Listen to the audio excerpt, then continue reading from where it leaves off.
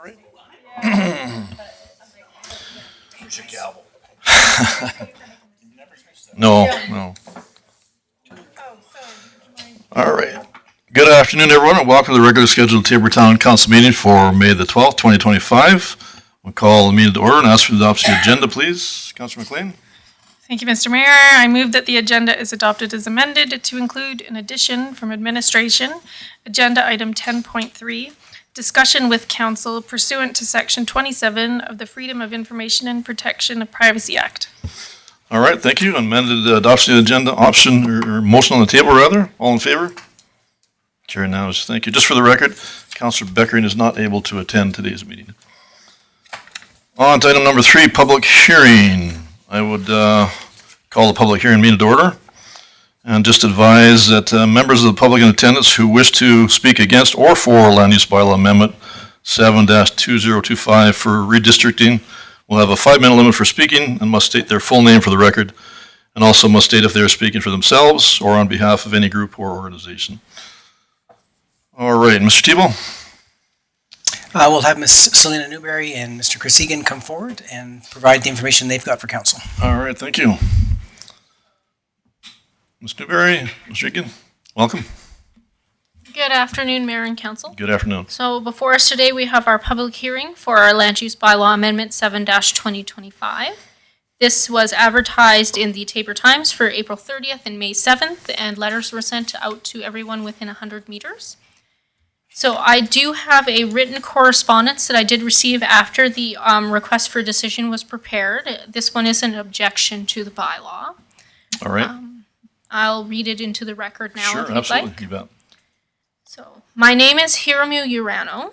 I would like to object to bylaw 7-2025, an application for a land use amendment located at 6997 50th Street, also known as Plan 5440AQ, Block X, for a rezoning from a multiple land use district to a residential comprehensive development multiple dwelling district, so the R4 district. I am concerned that I will receive complaints when farming my land, as I cannot control the elements which can impact neighboring properties during the farming season when doing tasks such as watering or spraying my farmland. I am also concerned about the increase in traffic which will occur once the R4 district has been developed in the area, as we are constantly using these roads to move large farm equipment, and I am worried that the increase in traffic will increase the chance for accidents as my farming equipment gets bigger, as I am limited with spaces to move over and drivers become impatient to try and speed around the equipment while we are trying to move. Regards, Hiromu Urano of Rural Road 100, and it's a 1760-73 from out in the MD. All right, thank you. And Mr. Urano is not present today, I take it? Correct, he is not present today. All right. Okay, thank you for that information, Selena. All right. Anyone else present here wishing to speak against land use bylaw 7-2025 for redistricting? Anyone present wishing to speak? Pardon me? Oh, we have a gentleman. All right, sure. Good afternoon. Hello, Mayor and Councilors. Good I'm afternoon. here, my name is Carson Reed, and I reside at 5003 64th Ave. And I am here to object the switching of the bylaws for we used to own everything up to the Legion Park. And we said that we were going to get rid of it. We were going to build 1 acre lots down there. We were told that we were not allowed to build the 1 acre lots down there because it was meant for only heavy duty industrial area. Then after that, we tried a few other things and we were pretty much shut down with everything that we had to be able to build on that land. So we had to sell it as the heavy industrial. So we sold 30 acres for the $150,000. So for me, I just don't think it's fair that now that you guys want to switch it to the residential, when we tried to use it for residential, we were shut down. I see. All right. That's all. Thank you. All right. Thank you, Carson. Appreciate that. And I guess we take that for information at this stage, and you're certainly welcome, if you haven't already, Carson, to speak to Selena with any other details, and she can probably fill you in accordingly that way. And so thank you for your presentation. All right, anyone else here wishing to speak against land use bylaw 7-2025 for redistricting? Anyone wishing to speak against land use bylaw 7-2025 for redistricting the third and final time? All right, thank you. Seeing none. Anyone present wish to speak for land use bylaw amendment 7-2025 for redistricting? Anyone here present wishing to speak for land use bylaw amendment 7-2025 a second time? Anyone present wishing to speak for land use bylaw amendment 7-2025 for redistricting the third and final time? All right, seeing none, I ask for a motion to accept that for information, please. Councilor Brown, Thank you, Mr. Mayor. I'll make that motion. Accept it for information. motion on the table. All in favor? Carried now. I hereby close the hearing. All right, moving on to item 4, adoption minutes, item 4.1, minutes of the regular meeting of council, April 28th, 2025. Mr. Tebow. Administration has no updates to the minutes. Back to council. All right, anything arising? Councilor Firth. Thank you, Mr. Mayor. Prepared to make a motion. Very well. I move that council adopts the minutes of the regular meeting of council held on April 28th, 2025 as presented. Motion on the table. All in favor? Carried unanimously. Thank you. Item number 5, business arising, are none, bylaws, item 6.1, second and third reading for land use bylaw amendment 7-2025. Mr. Tebow. So this pertains to the public hearing that we just had. I'll advise council that we are asking for the second and the third reading. However, given the information, if council chose to just do the second reading at this point in time, that would be fine as well if you figured administration needed to do something further. I guess just for myself, Mr. Tebow, that's Carson was very good at his presentation and suggesting some of the concerns he had as the previous owners. So I guess running right into the second and third reading probably isn't reasonable or fair at the moment, unless council gets some other ideas. But I would, to me, it's only fair and reasonable for some more discussion with Ms. Newberry. I think if that, unless that's happened already, Selena, I'm not aware of. If you can speak to that. Yes, Mr. Mayor. I had previous discussions with some of the former landowners of that land regarding this. I'm unaware of anything that would prevent council from moving forward, should you so choose to do a second and or a third reading or just a second reading. There's no restrictive covenants or anything like that registered against the title, and any other documents, to my knowledge, would be well past the Right.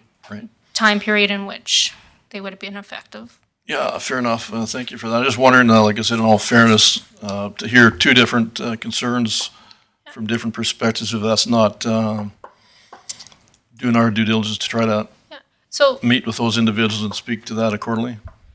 So it would be within council's purview to choose whether you wanted more information, if you wanted us to do more review on it based on those comments that were received today. All right, very well. Thank you. Councilor Brown? Thank you, Mr. Mayor. Just some thoughts regards to Mr. Urano's request there. When we developed Meadows Parkland there, Meadows Lake there was no concerns brought by Urano at that time. Now we're doing this, which is probably a little further away than the other one, I think, because he borders the other one, and this is across the road from it. I can see some of his concerns, but there's not much we can do about that. We have a school there already. It's not really affecting any. He's got to practice good farming practices as best he can. We can't control Mother Nature, so that's something people have to live with. For the Reed family, I feel for you. I sold my farm 12 years ago. I wish I waited another 5 years. It would have been worth twice as much. But I really don't think that we can address that at all. Times change, development happens, and needs change. So, but although I appreciate what you're saying, it's too bad at the time they wouldn't see your vision of developing that for residential. So I would suggest that we move forward with this, and so we can get started on it instead of delaying longer. All right, thank you. Councilor Sorensen? Thank you, Mr. Mayor. I think it would be fair for us to ask administration to just investigate why they were refused, just to get more information and share it at a future meeting. We need to do 4 readings, is this correct? Or No, just, 2? we've done one. Yeah. We've done one, so 2 more to go. So there's no, Oh, if we're okay. doing all 3 together, there's a 4th one Then required. it would be passed. Yeah. Well, the it's second and finals, third yeah. suggested, but no, I'm kind of leaning towards Counselor Sorensen, your suggestion there also. I just don't know that it's fair and reasonable to go forward without some other, again, due diligence on our part and or administration and, you know, whether or not that changes anything or not, I don't know, but in all fairness, I think that's what hearings are about. So to kind of ramrod something through just the same day doesn't seem to be reasonable with the concerns brought to our attention and from 2 different perspectives. Mr. Tebow, anything else to add your end that way? No, I don't think so. Again, it's up to council. You can do just second reading today, and we can hold off on third reading and come back with some more information. My understanding is there is no planning reason why not, but that doesn't mean that we can't have a conversation around, some historical information and provide that back to council. So, yeah, certainly over to you guys to do what you'd like. Right, all right, thank you. Councilor Renford? Thank you, Mr. Mayor. Going to Councilor Bruin's comments about Urano, that's very, if you had no problem with the Meadows, I can't see this. He seems to just be worried about people, him negatively impacting them, was more his worries. Going to the Reed family, I stick with Jack, and talking to, and all of us, we're part of talking to developers, not slowing things down. I think we can kind of maybe, I would like to do the second reading. I know we can probably do them all 4 in one council, but I want to get a feel of moving forward for these developments and developers and stuff like that, not being the ones holding them up on every little question. So I'm willing to make a motion that council give second reading to bylaw 7/2025 to amend land use bylaw 13-2020. All right, thank you. Motion on the table. Any further discussion? All in favor? Carry unanimously. All right, thank you. So that's as far as we're going to go with this then, it's understood. All right, and just again, administration will come back and enter some discussions with both gentlemen related to those concerns. Would that be fair and reasonable? Yep, I think administration would be able to come back and do something electronically with council. I don't believe it has to form part of our next RFD or anything like that, but council will be informed prior to third reading coming, and that will very likely come to the next council meeting. And there are also some discussion with these individuals. Discussion will happen with the individuals so that today we can and- get back to council with that information. Okay, great, thank you. All right, thank you again, Carson, appreciate that very much. All right, moving on to item 7, action items. Item 7.1, irrigation acres for sale, Eureka Lands. Mr. Tebow. Okay, so we're going to have Mr. Rob Osmond come forward, and he'll speak to this. This is the, I think, third time that we've been to council with this one, so we're hoping that we've got what council needs this time to make a decision. All right, Mr. Osmond, welcome. Thank you very much, Council. So we put together a bit of a different perspective on this from when Council last saw it. What we're looking at here is Council has come forward, administration is coming forward with 3 recommendations. And the idea here is that Council consider the risk versus potential reward proposition of these 3 options. So each of them, as we go through them, contain the potential, I think, for increased returns from this transaction. But as you can see, as I've explained with some of the options, if we move through a traditional where we list a property for sale and do kind of a traditional real estate transaction type, it leaves us in full control, but perhaps offers us lower returns. As you move to an auction type sale, that increases the potential for returns, but there is an increased risk in that there is both a commission on the sale, which would be a cost against the revenue generated, and we did present 2 different types of live online auction, one with a reserve and one without.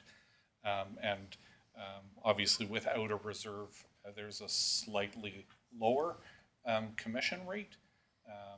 But again, without the reserve price, there is the increased risk that if the right people aren't at the table on the day of the auction, you might not get the piece.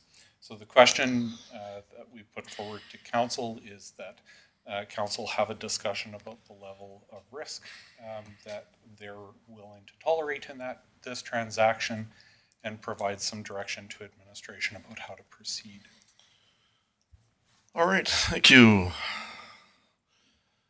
And myself and Deputy Mayor Bruin had some discussion with Mr. Tebow about this again here, and so I think Councilor Bruin's brought up some good information in the past, and for me, I've been trying to rely on his background and experience with that.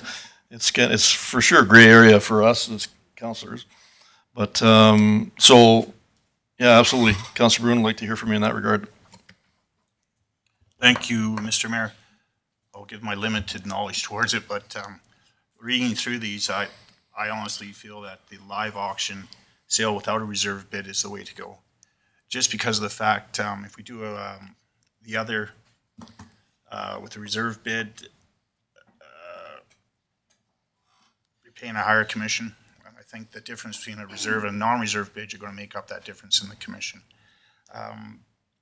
This is already like hotcakes out there with the farmers, this irrigation water being available for sale. So everyone's going to know about it. The town can advertise. I'm sure whichever auction company will choose will advertise strongly because it's a big deal. And it's one of the first time it's ever happened. So the fellows I've spoken to, they're excited to be able to have the chance to sell it. We know we're going, if we were to put a reserve, we'd probably pick, I'm just throwing numbers out, $4,000 an acre. They've been selling for more of that in the past. I personally feel they're not going to sell that cheap. I've heard as high as $7,000 an acre. So I'm in favor of the live auction without the reserve online. My reasons for number one auction is it takes, by doing that, we're responsible for running the auction. I would understand that we're going to open envelopes or however you want to do it, or they're bidding. And I think the risk of not having people saying the town had any influence on who was able to buy it or not, we can eliminate that by not choosing number one. We'd go to number 3. So that's just, I've felt that way. And I've had a number of farmers talk to me about it, and they say they think that's the fairest.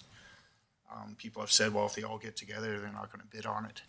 But I've learned in my past that there are no friends at auction. If they want it, they'll buy it. So I would strongly suggest number 3, option number 3. All right, thank you. Just, Mr. Osmond, were you alluding to option number 1 as far as the possibility there? So just, can you try to walk us through that, how that would look in comparison? Yeah, so I refer to it as the traditional offer for sale process. So you'll know that there was previously we've had some conversation about advertising on the SMRID marketplace. So Right. that marketplace is available for advertisement regardless of the process that we look for. But if we were doing it with a traditional offer sale, we would essentially use tools like SMRID marketplace to advertise our list price for these, and we would take bids. We could certainly run a closed bid process where we simply take in bids in an envelope and open them at a certain time. There would also be the potential, if you wanted to, you could contract with an auctioneer to run an actual live auction type sale. So those are all part, but yeah, essentially the traditional piece would look kind of more like a real estate agent, a real estate listing where we put it up for a certain asking price and we take bids from the public. All right, thank you. Councillor Sorensen. Thank you, Mr. Mayor. And my comment would be that this isn't our money. This is taxpayers' money. I don't think we should be doing a high-risk scenario here. So I would be comfortable more with the live auction, option number 2, live auction, but we have a reserve bid. Just because, you know, again, this is taxpayers' money. We need to make sure that we get good value for it and make sure that, we're taken care of, that we're not just giving it away. All right, thank you. Counselor Bruin? Thank you, Mr. Mayor. To Council Sorensen, what would be your reserve bid? 4,500 was kind of thrown out there. So pretty much guaranteed we're going to get that. By doing this now, Well, you're you going to. can't guarantee anything, Well, nowadays, with the water rights, you can. 'cause but there you are none. can't, you know, and this is I would feel taxpayers' pretty money, safe, and I but wouldn't agree with. Let me finish. You're going to pay 8% commission with a reserve bid. And you say you set your rate at 4,500. We're pretty much 98% sure we're going to beat that. If we go live without a reserve bid, you're only paying a 5% commission. So the difference between the two is 3%. And if we, I'm just pick a number, $1 million for these acres. 3% is a lot, $1 million. I don't like the 8%. Hell, I'll put a bid in for 4,500 live auction. So, Counselor Sorensen? I don't, back to Counselor Bruin, I don't like the 8% either, but it's not our money. And I don't think we should be doing high risk here. So that's not, Counselor Bruin. I'm okay to have my opinion, and my opinion is that we go with the lower risk decision. Yeah, thank you. You know, I did question this before we were talking about this agenda discussion here, but, and when you do a reserve bid, that's not public, right? No, I believe it's The public. public, is it actual public? Well, it's still a live auction. Maybe the reserve bid numbers, I'm not 100% That's certain what I if meant. that's I public. didn't understand a reserve bid. Mr. Osmond, is that accurate? I'm not sure the details of that. I've been to both, Mr. Mayor, where it's announced a reserve bid. Okay. But usually those that say didn't meet the reserve, if they don't meet it, the auction's over. Then we still own the rights. Yeah, I understand. I just wasn't sure that that was disclosed, or I thought that was part of the reserve bid process. It's, you know, everybody knows what the kind of the going rate is, but this is, like, again, this is sort of gray area for us, and that's, I don't know. Have we ever done this before in history in the town of Tabor, Mr. Tebow, that you're aware of? Not to the best of my knowledge. I haven't gone back forever, but this current administration couldn't find Okay, where we did it before. all right. Thank you. Counselor Firth? Thank you, Mr. Mayor. Initially, I had the same feeling as Councillor Sorensen, that because it's not our money, we're responsible for taxpayers' money, that we shouldn't exercise too high of a degree of risk. However, I have spoken with individuals that would have knowledge about irrigation acres, and it does appear that there is quite a demand for this. And I think, as Mr. Osmond mentioned, the fact that we are planning to advertise it on the SMRID website, that we would be able to attract a large number of interested parties, and I feel fairly confident. Again, I'm like, there's no guarantee, but I would feel comfortable assuming a slightly higher risk, but paying less commission. So that would be option 3, I believe. Yeah. All right, thank you. And you know, it's, I'm more leaning towards the cautious side too with Counselor Sorensen. And I think that's probably the best way to go, albeit spend a little more money commission-wise, but that's kind of where I was leaning initially. And, I don't know, Mr. Osmond, you got any comments you're in with that? No, I think administration has provided kind of the 3 options, and we Okay. have previously provided the recommendation, but at this point, I think it's just council getting comfortable with Right, where they yeah. want to be. Okay, thank you. Counselor Renford? Thank you, Mr. Mayor.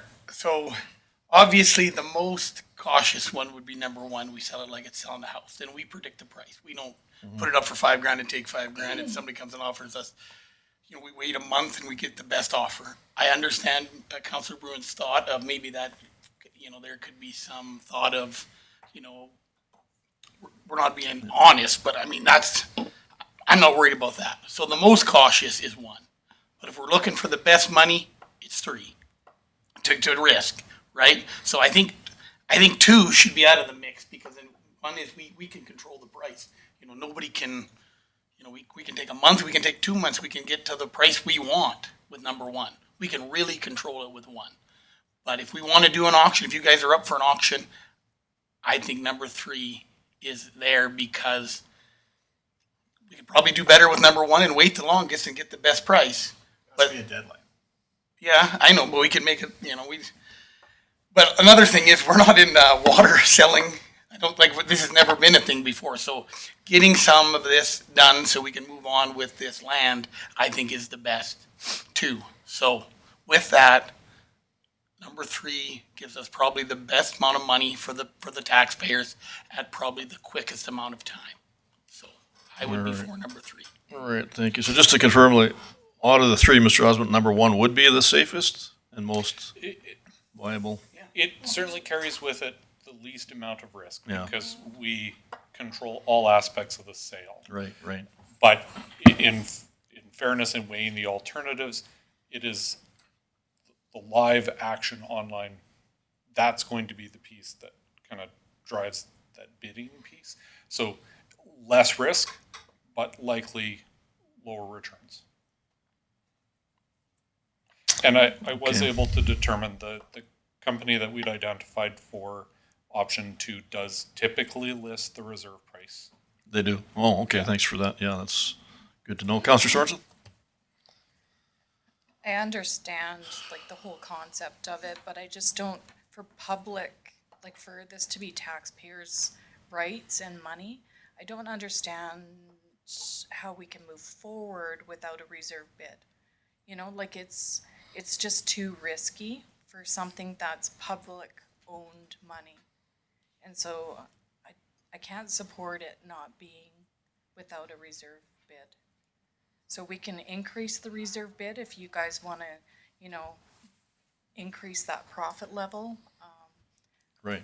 But like for it to be public money without a reserve bid, it just doesn't make sense to me. And so I can't support that. All right, thank you. Councillor Brown? Thank you, Mr. Mayor.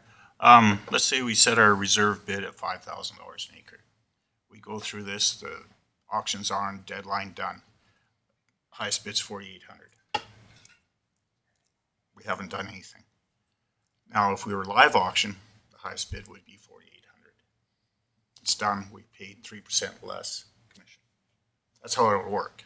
So, I understand the concept of an auction. This is public money.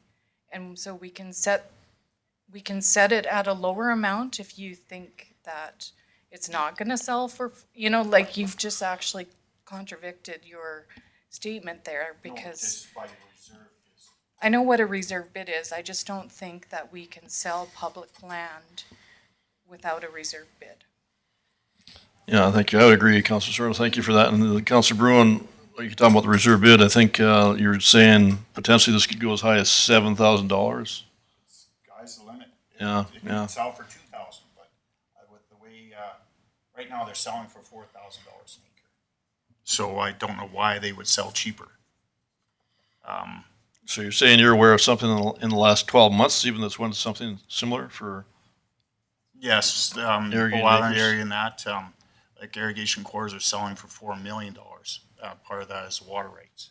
So it's just, and there's lots of land out there that is able to be watered, but they can't get the water rights for but it. does that break it down for what the actual water You'd rights have is? to look to see what it's broken down to. Yeah. I think we're pretty safe saying we're gonna get 4,000. And 4,000 is darn good money. Councillor McLean? Thank you, Mr. Mayor. I would agree that just put in a reserve, and then you are basically guaranteeing yourself that kind of money. And if it doesn't go for, you know, if you don't get any bids for that, then you don't get any bids for that, and you then revisit it, I guess, in a sense. But it should go more.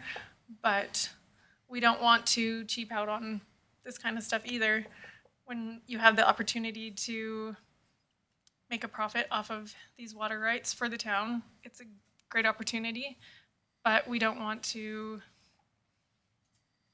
lose the kind of money that we could make. So just set a reserve and see what happens. All right, thank you. Counselor Sorensen. Let's get the ball rolling. Okay. I'll make a motion that council directs administration to proceed with a live auction sale with a reserve bid for the sale of 172 irrigation acres with a reserve bid of $4,000 per acre. All right, thank you. We do have a motion on the table. Counselor Bruin, question? Question, shoot, I'm sorry. If this motion is defeated, does that mean we cannot revisit this? Mr. Tebow? No, we would still be able to, Make one or two or three? We can make the other motion if this. yeah, so after we leave this meeting, there's no opportunity to revisit it for 6 months, but while we're still here talking about it, other motions can be made. Okay, I just want to be sure of that because I was scared that we'd be delaying this longer if it was defeated. I will speak against it. I think we're throwing away taxpayers' money. That's $4,000. We're guaranteed that. You're giving away 3% commission for something we know we're going to get. So I think we're wasting taxpayers' money doing that. So I'd be opposed to the motion. All right, we do have a motion on the table. Any further discussion? All in favor? Opposed? Carried. Thank you. All right, moving on to item 7.2, Tabor Motorcycle Association requests. Mr. Tebow. I believe we're gonna have Mr. Egan come forward to talk about this one, or are we? I didn't know, I didn't see Lisa, so. Oh, okay, Mr. Egan. Thank you, Mr. Mayor. Council. So this request comes by the Tabor Motorcycle Association. They're asking for 2 waste bins to be provided by the town and to be emptied and dealt with by the town for free as they're not-for-profit. The adjacent facility is the shooting, MD shooting area, and they have the same situation where they have a bin out there that the town provides for free and empties for free when they call for it. So I guess what's in front of council today is something similar to what they've done in what you've done in the past. Okay. I think it's fairly straightforward. Any questions arising? Right. Councillor Firth. Thank you, Mr. Mayor. No question, just a comment that I think if we're doing this for one organization and these Tabor Motorcycle Association is asking for the same thing and they're fine with collection at the same time, that I would be in favor of moving forward with it. All right. Yeah, they're right next door, so it seems Yeah. very practical. And I'm prepared to make a motion to Very that well. effect. I move the council approves the request from Tabor Motorcycle Association and directs administration to set up the waste collection service with no fee to be charged to the association. Thank you. Motion on the table. Any further discussion? All in favor? Carried unanimously. Thank you. Item 7.3, response to item 131-2025, wheelchair accessible swing. Mr. Tebow. Again, this will be Mr. Egan's area, and he'll come forward and explain what's in front of council. All right, Mr. Egan, again. Thank you, Mr. Mayor. So this RFD is actually, we're asking council to discuss the information contained in this response. And this is to standing item 131-2025, the wheelchair accessible swing at the Trout Pond playground area. So administration has looked into a few options, and there are several. The 2 in this package are CSA approved. They're, as you've seen, they're different styles and slightly different quality. There are other options that are powered that would be more expensive and more automated.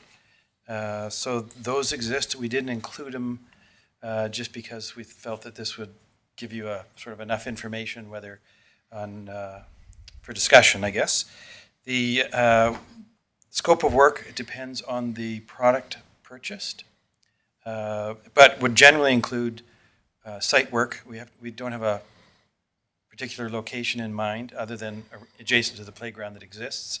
There's some, the ground is fairly sloped there, and so depending on which version or which option we would explore, there'd be different site requirements that would come into play. There's got to be an extension to the hard surface ramp and walkways to get to the particular device, and we'd need to have professional installers assemble their chosen, I guess, option.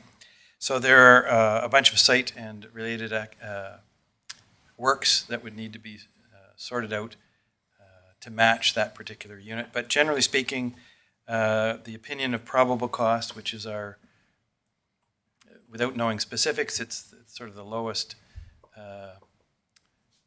risk estimate, is $180,000. And to translate that, what that means is you won't do one of these for $100,000, but it shouldn't cost $250,000 either. And so we've included in the package just a few bits of information to help with the discussion. The only other, this would be the first one in the town, for example. No other playgrounds, either town or schools, have one of these types of, this type of facility. Other than that, that's the information administration has at this point in time. All right, thank you. Councilor Bruin. Thank you, Mr. Mayor. I think this wheelchair accessible playground would be fantastic. I understand we have tried some sort of system down there with straps and that, and it was vandalized. So we gave up trying to keep it in shape. It wasn't a fully accessible device like this. It was more... You'd put a person in the swing and then they were strapped in. This one here, you'd put a wheelchair on it and then... This one specifically meets the accessibility code requirements, whereas the previous one didn't meet those code requirements, but the device or the playground also didn't require it because of the circumstances. So, and this is just this picture. This picture of the wheelchair. That's all we're getting for 180. No, you'd get fully installed. Yeah, but we're not getting monkey bars or anything else. No, it's just this particular device. I believe Westview's playground there, which is pretty nice. I don't think we spent $180,000 on that whole playground. And if we were going to spend something on this, which I think is fantastic, I would suggest would be better to put it here in the Confederation Park, where perhaps it could be monitored a little closer so that vandalism wouldn't be such a concern. Because this kind of scares me being down there just because it's, man, kids will be on there with bicycles and everything else. Where here we can, it's a little more visible to the public. Down there, I cannot believe how expensive it is, for one. Man, send it to the moon for that price. But I can't support spending that money on down at the trout pond just because of vandalism and everything else. If we had cameras down there, or we had a caretaker living there to watch it, boy, that's expensive. It's great, but it's expensive. And I would suggest Confederation Park, if we were willing to put the first one in the town, that'd be a good place to start. All right, Councilor Firth. Thank you, Mr. Mayor. I am continually surprised by the cost of playground equipment. Every time I think, wow, like that's really expensive, and then the next thing comes up and I'm like, wow, okay, this is even more expensive. I just had a question for Mr. Egan. So is there space within the current playground area at Trout Pond for this, or we would need to extend like where the wood chips are, like the playground area that exists now? So depending on the style, so we haven't actually done a site review of a specific, but obviously if we could incorporate it into the existing playground area, we would, because it's a little bit problematic with the adjacency of the path, a campsite, and then the slope down to the trout pond itself. So if we could locate it inside, that would be our first preference. All right, thank you. Councilor McLean. Thank you, Mr. Mayor. I too think that this is just an insane amount of money to spend on a swing for wheelchairs. I'm not sure how much use it would get. And also to put it out at the trout pond, I don't think is the best location either for it. Yeah, if we were to look at a different site, maybe, but even still, I think it's just too much money to consider at this time. Thanks. Councillor Renfro. Thank you, Mr. Mayor. I guess to Chris. So obviously, we just looked at the cost. We haven't talked to Tabor Special Needs about, people that would use it, where the best possible spot would be, something like, we haven't went that far. So, it is expensive. I mean, if it's mobility is a big thing. If you don't have mobility, it's terrible. I would more lean into accepting this for information and get a little farther, maybe on location, talking with Tabor Special Needs and, the people that, the people that would be using it or know, the amount of people that would be using, going to Councilor McLean's, we want it used, obviously, and we don't want it vandalized, you know what I mean? And, it's, so, I think I think we're more apt going with alternative 2 and just getting some information. It's good information cost-wise, but a little bit more information on location and use would really help in my decision for the 180 grand. All right, thank you. Councillor Firth. Thank you, Mr. Mayor. I am not opposed to the swing in concept. I just want to, to echo some of the other comments, I want to ensure that if we are going to spend the money, that it needs to be used well. I'm kind of leaning towards alternative 1, and this is to add it to the capital budget deliberations. And then, as I know that administration always does, is looking for grants. Because it seems to me, and please somebody correct me if I'm wrong, but that there are grants available to increase accessibility. So if we could find a grant to offset the cost of this, then I would definitely be in favor of it. But I do want to make sure that it is in a location that's going to get the most use. So we would need some consultation around that as well. All right, thank you. Councillor Sorensen. Thank you, Mr. Mayor. And I was under the impression that perhaps one of the schools had some accessible playground equipment, perhaps at St. Pat's. So I'm not sure if, do you remember that? Councillor McLean, you remember that? Thanks, Mr. Mayor, to Councillor Sorensen. Dr. Hammond has an accessible swing, but it's not wheelchair accessible. Like, it has a path to it, but then you just have to be lifted out of the wheelchair to the swing. But it is accessible. I All thought right, St. thank you. Pat's perhaps had one. So, maybe administration can see if there's somewhere in town. All right, that thank you. has it. Some interesting information, and I just did a little bit more research, and it's the ones I find are the basic models, basically just to and fro, 6 inches off the ground, 2 flaps front and back, locks in place and secures the wheelchair with the occupant inside, and swinging to and from. There was even a one particular option. If anybody had upper body capabilities, there was a chain that they could pull themselves back and forth, if you've seen that. But what I found was $3,500 and $4,000 for those apparatus, not to, do the pad and all that sort of thing. I know that's extra in there. But the apparatus itself was about a $4,000 max that I could find US. So say it's $5,000 or so Canadian, I guess, somewhere in that range. But that, I don't know that, I mentioned that to Mr. Tebow, who also thought that was, and/or Councillor Bruin, pretty high for, that whole playground out there was $160,000 installed, right? I mean, holy mackerel, like one apparatus, like a basic apparatus, like, I don't know, to me, and also, do we really need somebody professional to install it? We got very capable guys in your crew there, and you know what I mean? And East End Iron could probably whip something up for us that's meeting the criteria. I don't know. Just I appreciate the information. That is a basic model. What's you have for the photos, but maybe a little more involved than I had in mind. What I had seen on a YouTube video, that they seem to go over very well. Anything I've read on this or reviewed seem to be very popular wherever they're at.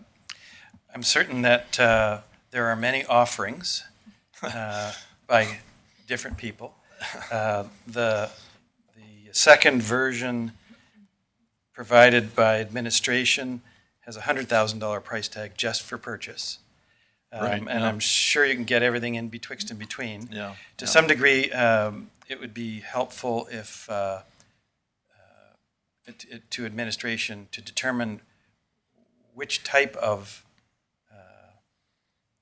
device would be appropriate, because typically I would assume that the $4,000 device wouldn't be the same as the $100,000 device, just like the same with cars Right, or yeah. anything that you're purchasing. There's issues of CSA approval, liability, a few other things that come into play where playground manufacturers, like you'd mentioned, the $160,000 price tag Yeah. for just the playground equipment installed that we have existing at the trout pond. Right.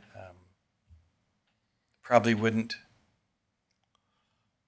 if you added up the weight of the steel and multiplied by, $6 a pound, and those kind of calculations don't really apply in particular. Yeah. Right. But certainly the administration would be happy to look into this particular motion specifically talked about the possibility of installing a standalone wheelchair accessible swing apparatus at the trout pond playground and investigate costs. And so fairly directive. We could go back, and we would also encourage public consultation, specific consultation with some of the user groups in the area to try and get utility information about potential use, because we understand that as council is considering, you could buy a whole other playground for this. You could purchase another camp shelter, the second one out, that might be used by many thousands of people. It's a tough one to try and balance the priorities, but of course that's the tough job that council gets to weigh out and decide on behalf of the public. As Right. administrators, we're happy to do, like I always say, anything that council directs that's legal and Yeah, no, I moral, think, then we're thank happy you. to do it. And I think what Councilor Rufford suggested about talking to the specialties, that's probably a really good option to get some input from them. And a number of people in wheelchairs there, so that I think would be very applicable and practical. But I guess it's just that kind of figure, that's tough to justify when you're saying the whole playground is $160,000, right? All right, thank you. Councilor Rufford? Thank you, Mr. Mayor. Yeah, so obviously that we directed you to look into cost, which is great. I wouldn't want to know about like the other things, I wouldn't want to know about locations, grants, or usage until we knew the cost. If the cost had come in very close to what the mayor's talking about, $3,500, we may not be as much into looking into grants. We might not be into what usage would be. So I'm really in favor of, the motion that council could request additional information from administration in location, grants, and usage. I just don't want to jump on anybody if they've got more questions, but I'm willing to make that motion. All right, I believe Councilor Bruin had a question, but you can certainly make that motion if you like. So I'd like to make the motion that council could request additional information from administration in location, grants, and usage for the wheelchair accessible swing. All right, you. thank you. Motion on the table, Councilor Bruin? I support your motion. I wonder though if we should include something in there with Tabor Special Needs, their input on with location. Because the trout pond in the wintertime and that, nice day, if you want to go out to the swings, it's not easily accessible, where here it is. This is always cleaned first place. Just location is very important, I think, and I think their input from Tabor Special Needs would be pretty crucial in that. All right, Mr. Tebow? To Councillor Bruin, I would suggest that motion, based on what administration has heard, will cover that request. So I don't think we need to be so specific around that particular group. We'll make sure we do that. Yeah, just to reiterate, it was also that location I chose initially because it was so well used, and we've got wheelchair accessible location there now, right? So it seemed to be a practical fit with everything else involved. Councilor Sorensen? I was just wondering if an actual quote from a local supplier would be reasonable, or are your estimates from local vendors?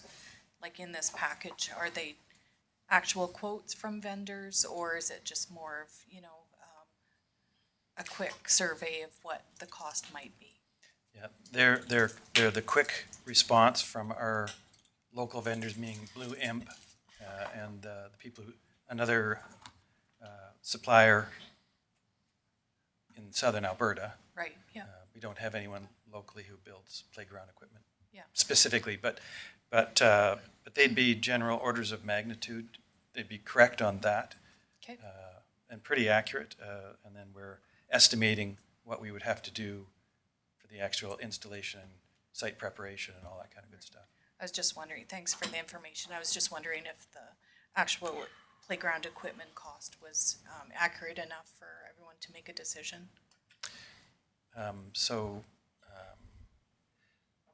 We're just in the inception planning phase of gathering information and just making the next, I would suggest to make the next iterative step, which is if there's interest, then absolutely direct information, administration to go away, collect more information at a better detailed level. And if there were, then we'd come back at some point in time, the utility, I guess, would be the best way to put it. If council would describe that, administration would be in a better position to narrow down the selection of, and then we could get more specific with costing and the issues associated with those things. All right, thank you. Councillor Effort? Yes, and thank you, Mr. Mayor. So obviously, Chris, if we did a different location, it would affect a different price. So if I give you more of a specific location, it would help in that, right? You know, so do you guys want to pick a different location? Just investigate all of, you know, okay. I think All right, that's covered. I just thought that could lower that 180 if we put it to a specific. I think your motion covers it as Mr. Tebow indicated. So we do have a motion on the table. Any further discussion? All in favor? Carried unanimous. Thank you. On to item 7.4, council request for summer games swim. Mr. Tebow. I think Corey's hiding behind the post. I can't see her directly, but if you come on up, Corey. Good afternoon. Good afternoon, Corey. With summer games right around the corner, we are starting to think of the extras that come with hosting the games. Most communities try and give something extra, cultural, or anything fun for people to do, both athletes coming in or just the locals just to get out and enjoy the games, even if they're not participating. In the past, we have hosted a free fun swim for any athletes, families, and then just anybody in the community that wants to come out. So we are looking for a sponsor for that, and we are struggling just for sponsorship in general. For summer games, not much is flowing in, so we thought we would come here and see if council wanted to be the sponsors for that free swim. It would happen the Thursday night. It would be 1 to 4 for anybody that wanted to come and get out of the heat and enjoy a dip at the pool. All right, thank you. And that's all it is, $600 range? That's it, that's all. Yeah, we gave a youth rate, so, because that's the hopes is the youth Okay, will come, great, and yeah. if parents come in, it's a bonus All right. that we're gaining extras in the building too. Thank you. Councillor McLean? Thank you, Mr. Mayor. I'm just curious how many that allows in the pool. So 200 swimmers. Okay, thank you. That's pretty reasonable. Councillor Bruin? Thank you, Mr. Mayor. I think it'd be great for the town of Taber to sponsor a free swim, so I'm prepared to make the motion that council direct administration to sponsor a free swim for summer games in the amount of $638.25 with a fee waiver. Right, thank you. Motion on the table. Any further discussion? All in favor? Carried unanimously. Thank you. All right, on to item 7.5, appointment of deputy mayor. Mr. Mayor, if you could And, come up with our deputy mayor to the yes. front, and we've got everything out ready at the Sure, all podium. right, thank you. And this time I'd also like to thank Deputy Mayor Bruin for all your many efforts in your tenure as deputy mayor. Well, thank you, Mr. Mayor, for recognizing my 12 years serving as deputy mayor since I've been on council. And I've really appreciated the honor of serving as deputy mayor, so thank you very much. All right, thank you. Councillor Rumford? He's going to go a lot deeper, but the audience just wasn't there.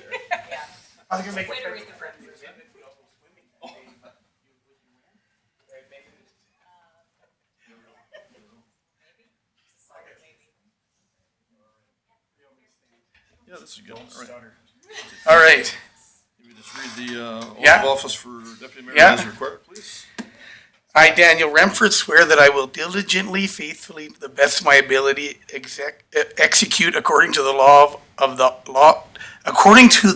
the office of Deputy Mayor for the town of Tabor for the term of May 1st, 2025 to October 20th, 2025. So help me God. All right, thank you. Need your signature there, please.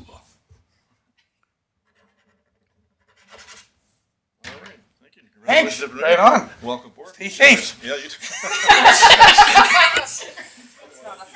Not at all.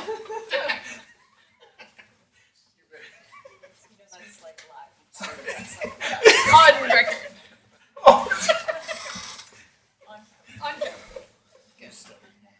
Yeah.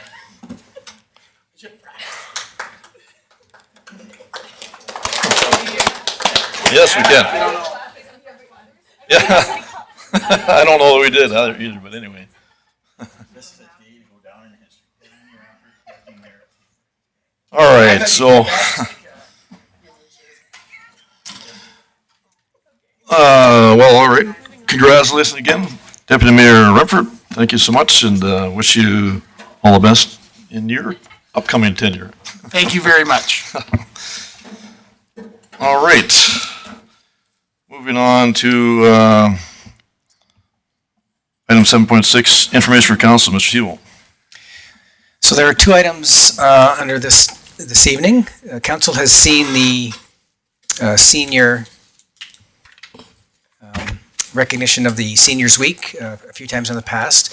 So there also are some alternatives down at the bottom that speak to motions that council might be wishing to put forward. So there is a motion for the Seniors Week. Like I said, it's been supported in the past, so there's an alternative for that one. And then the second item is speaking to the handrails that Councillor Remford had put forward. So if I could maybe just get Mr. Egan to come forward I think Blake is here as well, yeah. So Blake came in. Come and speak to the handrail information item for council. And again, there's alternatives down at the bottom if there was a motion wanted to be made on those items. Great, thank you. Good afternoon, Council Good and afternoon. Mr. Mayor. Administration put together a report based on Mr. Remford, Councillor Remford's direction to do some investigating on putting in handrails on the large ice surface. We put together it is a Class D cost estimate, probable cost, whatever you want to call it there, very high level of what it would do based on the investigation that we did, as well as our fire department, as well as reaching out to the City of Lethbridge Fire Department as well to see what they did on their NMAX Center / Lethbridge.com arena. So there is some options for council if they want to proceed. Adding the line items 1 to 4 there, which is spelled out there, but I don't know if council had any questions based on the report or the investigation that we did. One Councillor thing I Remford. would- Go ahead. Yep, that was me. Oh, sorry. Sorry. Oh, If I might add. Oh, sure, yeah, you bet. Just to reiterate that the current building code does not require this because we're grandfathered in. If we were successful on the $10 million application to regenerate the entire building, that would trigger a code requirement, and then we'd have to address railings, the aisle widths, maybe removing some seating, and all those types of things would be built into that work associated with that grant and the renewal of the facility. all right, thank you, Councillor Remford. Thank you, Mr. Mayor. Okay, well, thanks a lot, guys. The one thing I see the cost meter, right, like $49,950, right? Now that's every staircase. Like, I guess, at one time I thought, maybe make a certain section that to save cost, but going back to just what Chris had just mentioned, that, if you built a new facility, it would be in every section. So, obviously, With hockey's a very, it's busy during hockey. With lacrosse, the rink is used more than over the last couple of years. It's pretty much year round now with lacrosse, right? So I really think, obviously, I like waiting for grant money and using grant money, right? But I mean, sometimes that's a long wait, and we're spending the money. I mean, if we got the grant, I guess you could not spend the $49,950 part of the grant. You could go into other things. It's not like you're losing the $49,000. So obviously, I think that cost is reasonable based on the usage of the rink and how long it's going to be there for a long time. So. All right, thank you, Councillor Sorensen. Thank you, Mr. Mayor, and I agree with Councillor Remford. I think those that are attending should, we should look after their safety, and it is a well-used facility. And I think that alternative number 2, as it bring forward to 26 capital deliberations, maybe we'll hear good news and, we'll get that other grant and we won't have to worry about this. But I like it still in our thoughts of deliberation. So I'd like to make a motion. Sure. That to direct administration to bring the project as part of the 2026 capital deliberations. Thank you. Motion on the table. Any further discussion? All in favor? Carried unanimously. Thank you.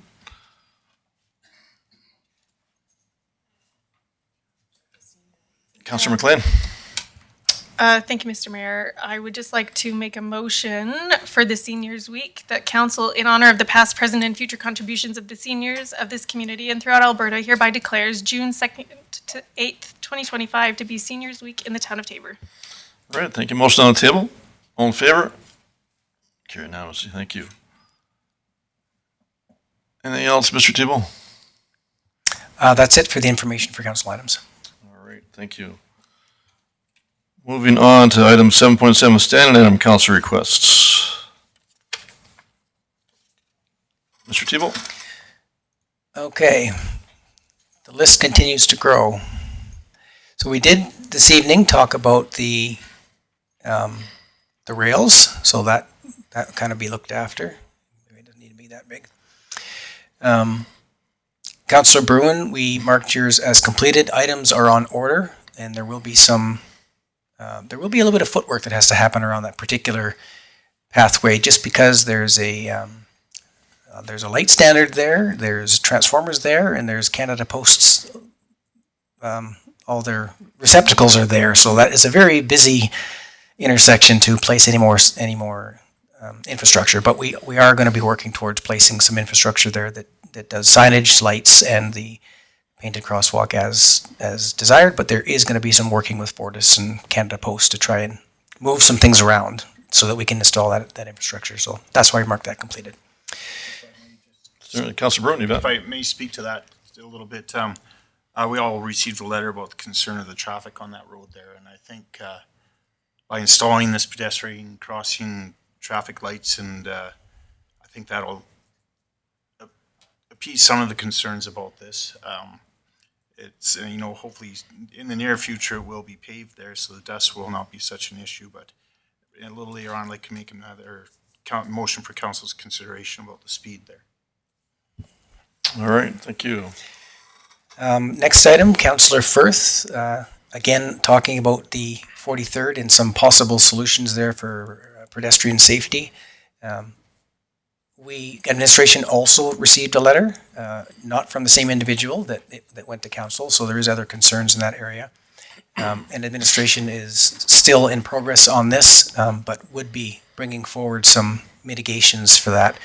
I think it was on Thursday, calcium chloride did get put down on the Trout Pond Road and on 43rd, so that's going to help with the dust for a little while. And 43rd will make it into the same rotation as the Trout Pond, so that's probably for sure twice a year and maybe 3 times, depending on road activity, to keep that dust down. And until we get some other final sort of things done, I could prelude with, we're looking at 30-kilometer-an-hour type signs and other options to come back to satisfy or at least to address your request, Councillor Firth. So still in progress at this point. Mayor Prokop with the installing of the wheelchair. We had a little discussion about that tonight. That's going to remain in progress till we come back another time. Councillor Sorensen, we are still working towards the, you call it the Municipal Planning Commission.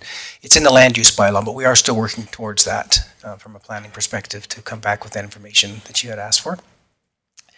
And the last one, installing the ATM. We're not quite there yet, but we understand that the current leaseholder is actually willing now, where they weren't as willing before. And I think there's been a technology adjustment where they wanted hard lines before, and now they're more willing to work with a Wi-Fi type approach. So that helps us out from a placement and infrastructure perspective. So we're not quite there yet, but we're almost there. So that's what I have. Back over to council. All right, thank you. Councillor McLean. Thank you, Mr. Mayor. I would like to see some signage put out along 864 that directs traffic towards our Trout Pond area. Right now, there's like a little tiny sign that just says Trout Pond, but I just think like we have the community garden out there now, and there's camping out there, and the pump track is out there, and there's all these biking trails and walking trails and stuff that are out there that I just think that if we had more signage that people would use it a lot more. I think just to make it more visible to the public would be better, in my opinion. All right, thank you. Do you need a motion in that regard, or is that enough information to? We probably should have a motion.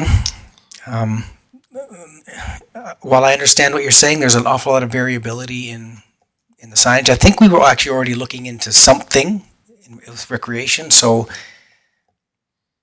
yeah, just a general motion, I guess, around. Okay, put something together. That's okay. Administration will do all the diligence it needs to get a sign at that. So if you could just maybe mention the type of signage you want, and I believe you're talking about on Highway 864 or the Trout Pond Avenue Road. Just some motion to help us. All right, Councillor McLean. Yeah, no problem. Thank you, Mr. Mayor. I move that council directs administration to look into the cost and feasibility of installing recreation signage along 864 and Trout Pond Road. All right, got all the bases covered? Perfect. All right, thank you. Motion on the table. Any further discussion? All in favor? Oh, sir. Oh, to that. Oh, sure. Okay, Councillor Sorensen, you bet. Yeah, I was just gonna say I sat on the recreation board and that they were gonna do like kind of a welcome signage on that road, but it doesn't state everything that was in your motion. So hopefully they'll take it back and Okay. work their wonders. All right, motion on the table. All in favor? Carried unanimously. Thank you. Councillor Firth? Thank you, and it's been talked about already, but I just wanted to reiterate the concerns that people have been bringing forward about 43rd Street, the concerns around pedestrian safety, dust, gravel, lack of sidewalks, and the speed. And another thing that somebody mentioned to me is that it's difficult to not speed on that road because once you hit the gravel, there's no houses on either side, and so like. I know we've talked about it at the traffic committee, your natural instinct is to slow down when you're in a residential area, but when you hit the area where there's no longer houses, you feel like you instinctively speed up, and I know that's, we can't just put a bunch of houses up there, but I thought it was a good point. So yeah, looking forward to hearing what administration brings forward with first possible solutions. Thank you. All right, thank you. Mr. Tebow? I did also want to mention to council on this regard that the developer has been speaking to us about 56th, and there's supposed to be, I don't have a development permit application in our hands at this point, but that would trigger the finishing of that road because it is a developer's responsibility. It was never the town's responsibility, but that will trigger the developer to have to finish that phase of the road. So that would, not to set expectations, that's not this year. That would very likely be next year, a next year project. All right, thank you. Councillor Bruin? Thank you, Mr. Mayor. I think Darren alluded a bit about the speed limit posting on 43rd. Maybe we have to post the sign, the speed limit sign there more so people are aware. I drove on it this morning and actually the washboards that are now being created because of the calcium are gonna definitely slow people down. It's actually nice. It's a little bit of ripple effect there that, yeah, so, the other thing about that is the calcium, they almost seem like they should have gone a little bit wider with it because people are avoiding driving on the calcium and on the other part of the gravel. So I don't know if it's too late to add more calcium to that road, but it's true because I didn't drive on the calcium. So Thanks for that, Councillor Bruin. I would suggest maybe We'll look adding into a that. little more calcium on both sides. Okay. Counselor Sorensen? I just had, were you gonna make a motion or anything? Well, I think No. administration's looking into Okay. speeds. It's been brought to our attention at the police commission level that people are riding their bicycles on sidewalks, and it's quite dangerous. And I'm not sure if the bylaw has to be revisited to include e-bikes and all these other, electric scooters and stuff, because they're actually also being driven on the sidewalks. All right, thank you. Mr. Tebow? That iteration is being looked at right now. I think Police Chief Abella has sat with us. We are looking at a bunch of other bylaws. It's been a very, very long process getting through this traffic bylaw. We're looking like we might want to break it out into different pieces, other places look at. But we have got e-scooters, e-bikes, e-devices are to be put into the whatever bylaw we end up coming back with, but they are on our radar. All right, thank you. Any other stand item council requests? I have a couple, actually three. First off, I just wanted, related to our lighting plan, improvement plan, that's Raman and the staffing took care of last year, I believe, with that particular study piece. And a number of areas were found to be lacking, and this has been going on for about 3 years now, that this was first came to us about that. So my first question is, when Fortis actually changed everything out, is there not more responsibility on Fortis' shoulders to take care of proper lighting? Because there were darker areas created because of their changes. So right now, it looks like it's all on our shoulders with some Fortis input. But as far as the cost goes, is that accurate? I wouldn't, I can't answer that question, right away. We could certainly take that away and go look at it, but I don't know the I'm just answer to that. thinking, if I read that correctly, we earmarked about $80,000 per year and takes in about 5 blocks, right? But, and I had been asked about the one area, was I gonna be done this year? And as it turned out, the gentleman I spoke to, his area is slated for this year, which is great for those areas, but, but there's many other areas. So if I'm reading that correctly, was it 50 years to take care of that? I don't, I thought again, I don't know that answer straight off the top. I should have copied that, but I thought I read that it was going to be 50 years to take care of everything involved with all the blocks. If we're only doing 5 blocks a year that are problematic, like, did I read something wrong there? Does that sound accurate, or? I do remember there was a few options in what we presented, but I don't remember which option. One of them did take an awful long time when you're only doing 5 blocks a year times however many blocks That's what I'm exist in saying. Tabor. I thought I read that. I don't recall that coming up previously, but could have missed that, I guess. But I think it was in the original documentation that we provided to council, and this was the money that council wanted to put forward to, we provided, council or administration provided a few options.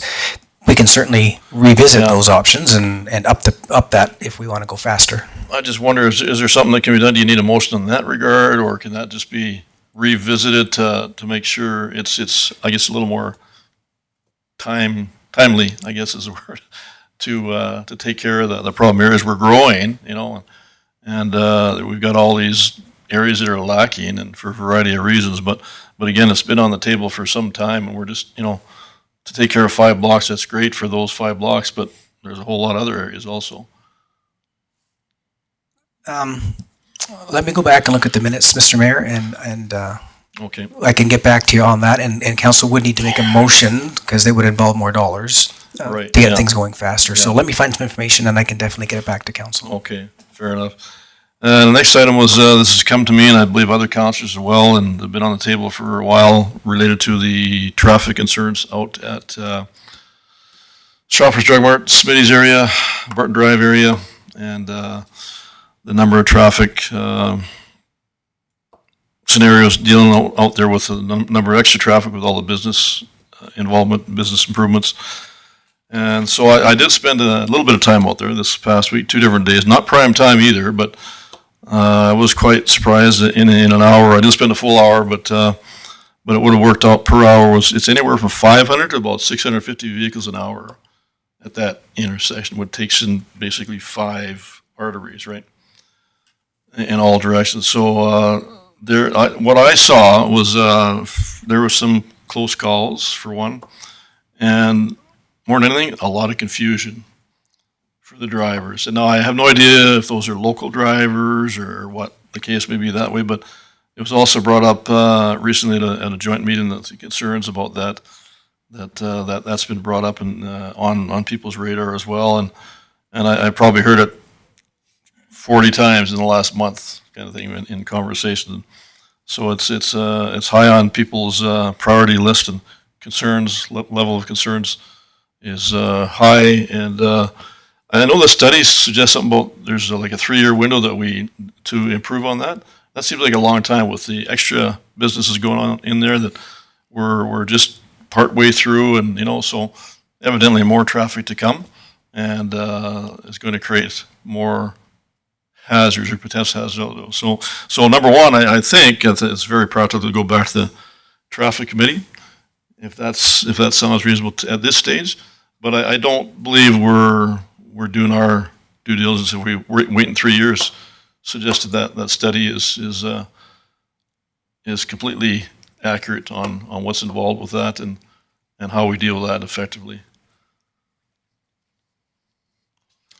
So would you like to make a motion to bring something back to the traffic committee then? Well, I think to start with, I think it needs to go there in all fairness, but I don't know, was that ever on the traffic committee agenda before? Does that come up? I really don't recall. Councillor Firth, do you recall if we discussed it at the traffic committee level or not? I think we have discussed it, just informally. I don't think it ever came as like an actual item, but I do remember discussing it.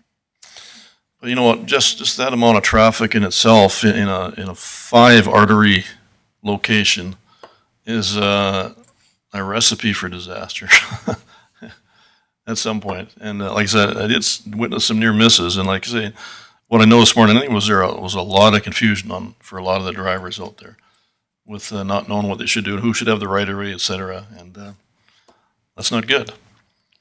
So you need some kind of motion just to move forward with the traffic committee itself?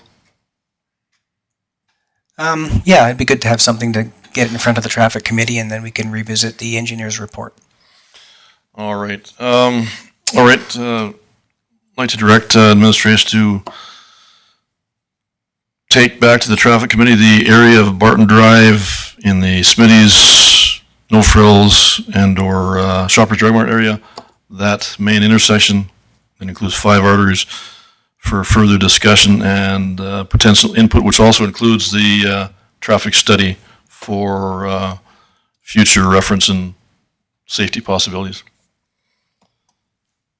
Councillor Sorensen.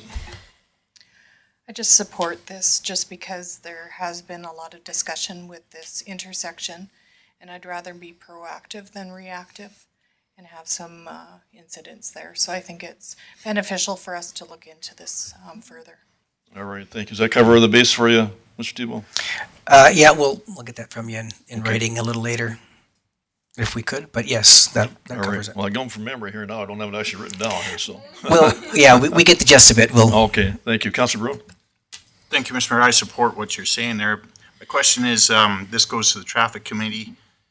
They recommend that we do something about it, and it comes back to council. Right. Don't we know we have to do something about it without it going to the traffic committee? Like, We're just looking for some other input. is the traffic committee the ones to say we need an engineer or someone to come in and do it, or is that council? Like, we know there's a problem. Yeah, no, council certainly can, but I guess the most is dealing with the traffic committee first Yeah. and for some other input, and then councils will be involved, obviously. I was just wondering, like, why go to the traffic committee if we know there is a problem? We know we gotta have to do another study or speed it up to fix it. They're gonna come back, say we should do another study, and we should speed it up and fix it. All right. It's just, I yeah. think it's a real problem, but I was just questioning if it had to go to traffic. Okay, fair enough. Mr. Thibault? I would just offer Councillor Bruin that the traffic committee allows us to have a much more broad, informal discussion, and without a real pointed motion or anything else that administration has right now, it would be a nicer way to come forward. It won't preclude council at all, and it gives us a kind of a venue to have a discussion. The only downside is, when's the next traffic committee meeting? That doesn't have to be a downside. We can call a traffic committee meeting whenever we want to. So I don't Right. know when the next one is. Yeah, maybe it's June, but I can So certainly. we're a month away, probably? Is it? Okay, June 13th, yeah, I can, I'll confirm that, and again, I can email council and let Okay. you know. all right, thank you. So a motion on the table, any further discussion? All in favor? Carried unanimously, thank you. And the third item is actually, I had a bit of a conversation with Mr. Thibault confirming about the study possibility with the dry sport facility. Now, I think this came to council as far as a wish list here some time back. I believe it was late fall when that came out. And that this probably was necessary to have some form of updated study. We did have a study back several years ago for the same kind of a facility options. So to me, if I can clarify that, Mr. Thibault, that is just now in the application phase to apply for a grant for this study. Is that accurate? Yep, so when administration had brought forward the opportunities for grants that were coming, that one was one that our consultants had made us aware of. And so the opening and closing, I don't know when the one that actually opened, but the closing is in less than 2 weeks' time. And so the application is created and ready to be put in to get the application. But when it was brought to council as an option, I don't believe the grant opportunity was already open. It was us Right, looking okay. forward to see there was one coming. Right, all right. So I guess, to me, it's, we've discontinued study options in the past, different things, and administrations of the day in the past, I think maybe a little too involved with some studies that we didn't feel it was necessary as councils. So we've certainly reduced those. And I know they're $40,000, $50,000. In this case, it's a grant, but I mean, there's also no guarantee we get the grant, right? Is that right? Yeah, grants are not a guarantee. Yeah. Without going through this study, we wouldn't be eligible for the construction portion of the grant either. That was part of the reasoning for wanting to go through this feasibility study, was that because if we got this and council matched the funds for this one, that we would also be in line to get some capital dollars for the actual structure for the construction. And what kind of capital is that? Holy, I'd be guessing. It was pretty good money on the dollar. I don't know that it was 80 cents on the dollar, but it definitely was something that, worth looking at. It was definitely more than 50% on the dollar for construction costs. Plus, low or no interest loans was a possibility by going this route. All right, so just to clarify, assuming we got the grant, it takes 3 to 4 months to do the study, right? That's about right?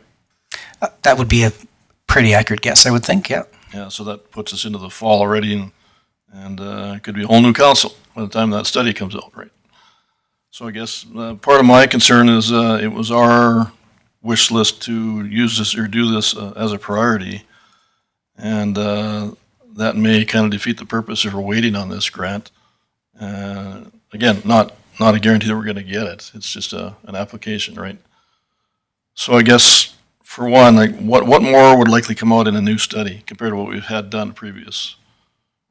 There were other models explored at the time, and other dry sport facilities in the province. We visited some ourselves as council, and so I'm just wondering what more might come out of that as a result. I don't remember all the deliverables of the study, Mr. Mayor. There certainly was a public engagement piece that was part of that study, which I don't know if that was done or not done. I believe the study that was commissioned last time was done through the Soccer Association, so it wasn't even commissioned by the town.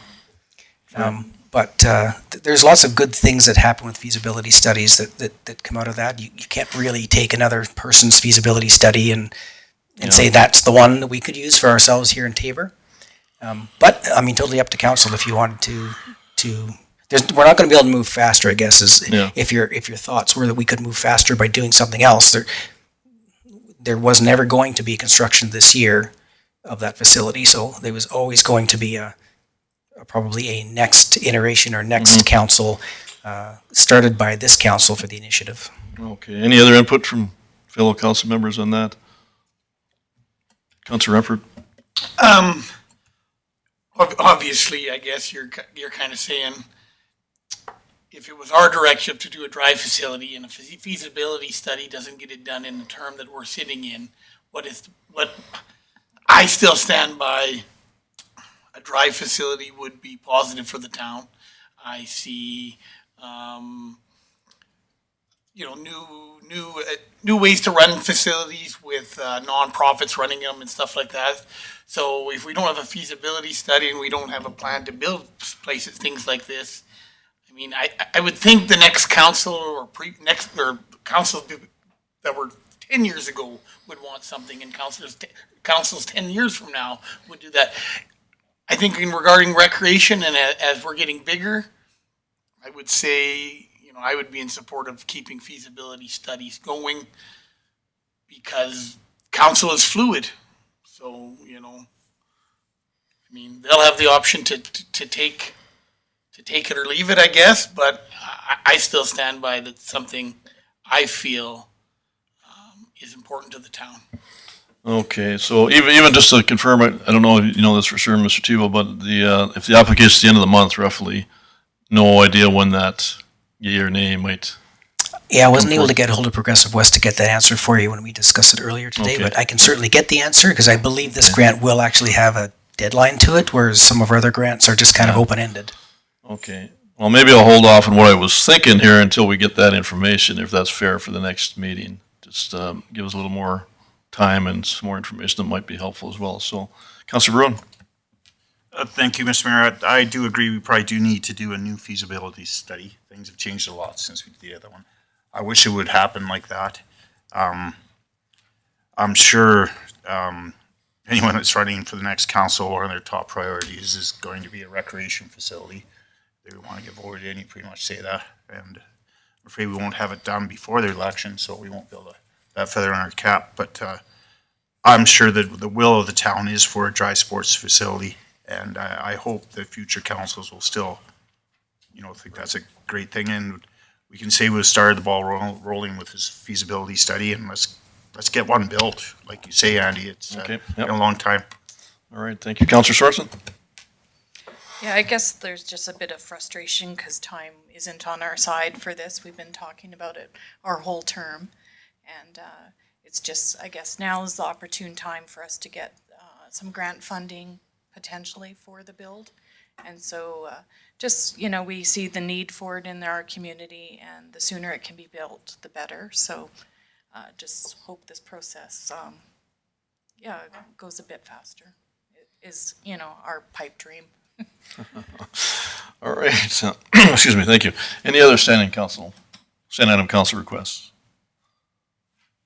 All right, seeing none, no other motions required. No delegations, meeting inquirers, Mr. Tebow? Same as usual, there are none. Okay, that's consistent, all right. Ask for motion to move into our meeting break and move back into closed session upon our return. Councilor McLean? Yes, motion on the table, all in favor?